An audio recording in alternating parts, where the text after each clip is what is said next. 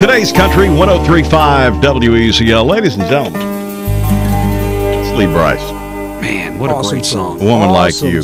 That ain't bad. I mean, if I had written a song, it would be it'd be just about like that. You think so? If you ever wrote a song, that's how good it would be? That's about how good it would be. I think Lee Brice, he wrote exactly what I would have written had I sat down and thought about it. You know what I'm saying? He was focused. It's like you guys are connected. It really is incredible. Ladies and gentlemen, Lee Brice is in the studio. Welcome. Hey, buddy. That's a great song. Oh, man. You know what? I heard that thing. A buddy of mine wrote that song. And I heard it, and I thought the same thing. I thought, dude, can I record that? Okay, now wait a minute. Let's see. This is funny how the music business works. A guy who writes the only song in the history of music to go to #1 week one for Garth, More Than a Memory, and has the #1 most played song in country music in 2010, Love Like Crazy, and then writes the most played song for 2011 that Eli Young Band had out, Crazy Girl. Mm-hmm. Turns around and has a great song that somebody else wrote. This is a screwy business we're in, man. Hey, you know, it is, but you know what? The best song at the time, you know, whatever that thing is, it's like, you know, Garth was a great writer. Okay, I found that out over the years. I found out he was a great writer. But you know, I really had no idea that was the case. Yeah, I mean, okay, so when I first went to Nashville, I started writing with other people and stuff. You know, I grew up around here writing by myself. I went to Nashville, started writing with other people. I was lucky enough to go write with some of those writers that wrote all those big old hits with Garth. And I talked to them about them, and I was always curious. And they said that he is one of the best writers they've ever written with. Okay, just writers, not even talking about singing or anything like that. But yet, he was smart enough to go record The Dance, Friends in Low Places, 2 songs he didn't write. Yeah, signature songs for him. I'm talking like as big as songs that he's ever had. Yeah. So, you know, if you want to model a career after anybody, I mean, that's not a bad way to go. You know, yeah, that's right. You can do it about 4. If you do it like he did, you can retire in about 2 years, right? Right, but it's like that's right. It's like I heard this song, "Woman Like You," and my buddy, we trade songs all the time, and we write a lot together. But he said, "Man, I wrote this today." I said, let me hear it. He played it for me, and I was like, man. So I went in my house and did a little guitar vocal recording of it. The next day, we got a band together and demoed it in Nashville.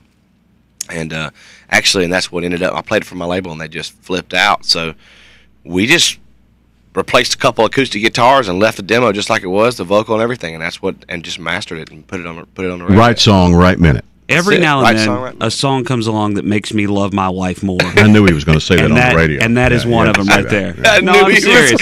I'm serious.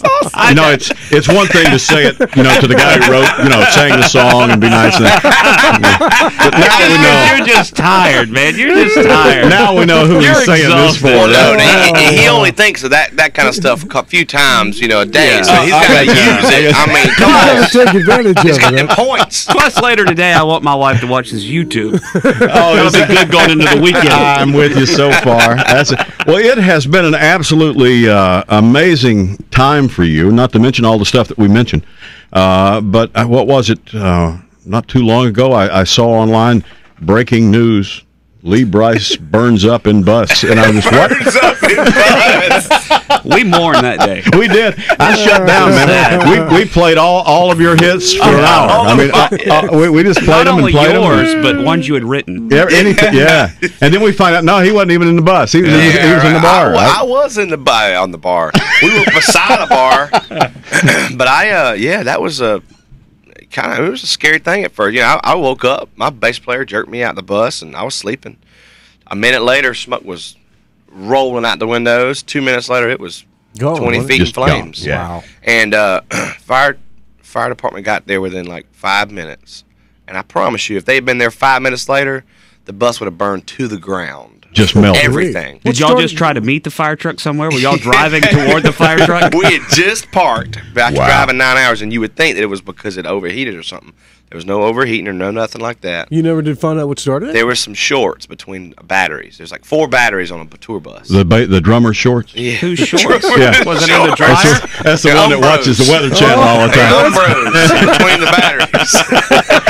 What was he trying to hide? That happens. Those high channels. High channel.